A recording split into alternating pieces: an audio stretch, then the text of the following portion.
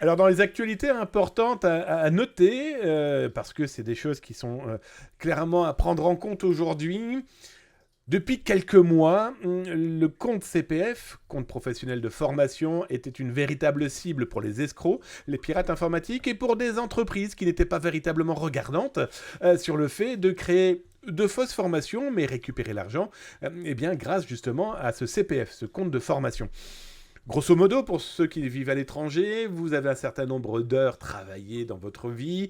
Ça vous fait donc des crédits CPF de formation et donc des escrocs se sont dit tiens, on va vendre de fausses formations, on va surtout récupérer les données des employés et à partir de là, ça permettra d'arnaquer parce qu'on va détourner l'argent de l'État.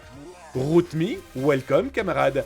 Bienvenue dans la cyber-émission, la seule émission dont le jingle est fait à la gorge. Je ne sais pas si tu es le RootMe, le vrai, le beau, le grand, mais en tout cas, welcome, installe-toi tranquillement, bienvenue chez toi. Alors comme je vous l'ai expliqué, ce compte personnel de formation, ces escrocs envoyaient des SMS, des mails, en tout cas faisaient tout pour faire un démarchage agressif et très très très violent. Et ben là du coup c'est simple, hein. Aujourd'hui, la loi française interdit strictement toutes les publicités par n'importe quelle forme possible et imaginable autour du CPF. Donc, si vous recevez par SMS, si vous recevez par mail, si vous recevez par d'autres moyens de communication, eh bien des propositions et du démarchage commercial pour profiter des points de votre compte personnel de formation, stop, ne répondez pas, déjà première chose, et vous savez qu'obligatoirement c'est une escroquerie. Oui, parce que la loi, depuis la loi du 19 décembre 2022, et ça y est, ça vient d'être mis en place, là, ça vient de rentrer en place, en action.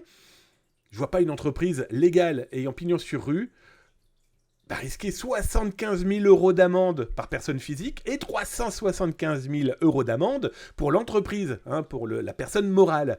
Donc voilà, clairement, si vous recevez ce genre de message, eh bien, ne répondez pas. N'hésitez pas à alerter les autorités, ça permet quand même de continuer à avoir des alertes et puis de pouvoir remonter à ces escrocs où il y a eu pas mal d'arrestations ces derniers temps. Protégez vos sous aussi, parce qu'après tout, c'est de l'argent, c'est l'argent du contribuable, et c'est aussi vos points de formation. Et peut-être qu'un jour, vous allez vouloir faire une formation grâce à ces points, et vous ne pourrez pas.